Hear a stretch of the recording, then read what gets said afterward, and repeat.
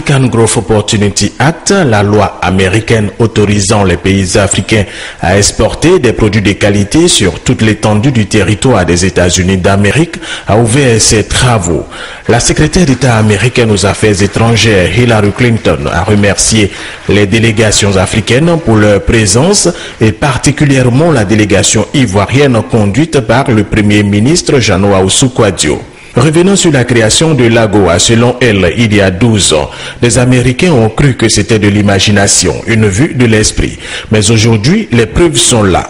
Cette loi a permis aux pays africains d'amorcer le développement, de créer des richesses, ce qui fait de l'Afrique le continent des opportunités, un continent d'espoir. Mais pour elle, ces progrès ne sont pas suffisants parce qu'exploités seulement qu'à 8% jusqu'à présent. Cet élan de croissance doit donc être maintenu. Et cela est possible et les Africains en ont la capacité à-t-elle soutenue. Mais pour cela, il faut développer les infrastructures et lutter contre la corruption. Créer des emplois pour les jeunes, soutenir les femmes dans leurs activités et favoriser l'intégration régionale au niveau du continent africain.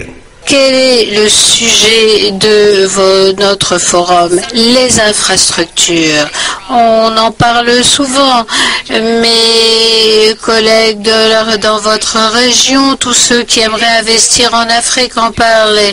Il est encore très difficile de faire des transactions avec l'Afrique parce que les infrastructures ne sont pas encore là. Je parle des infrastructures physiques, les routes, les ports, l'alimentation en électricité, mais les facilités, les possibilités d'obtenir des permis de construire et autres, les démarches à faire.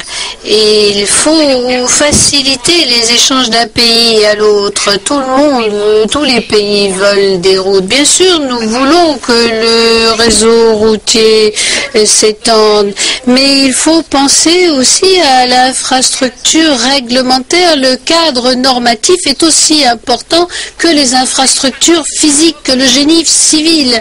Pour soutenir l'Afrique, elle et plusieurs autres ministres et élus entendent travailler pour pérenniser l'AGOA. Concernant les relations des États-Unis d'Amérique avec la Côte d'Ivoire, elle a dit que la Chambre de commerce américaine va bientôt rouvrir ses portes pour y promouvoir la croissance.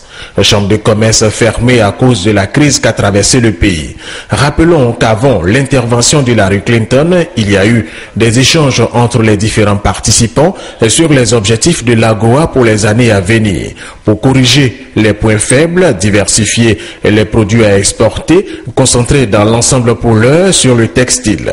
Après la présidence zambienne de l'AGOA qui prend fin cette année, le flambeau est déjà passé à l'Éthiopie à cette cérémonie d'ouverture pour 1 an de présidence.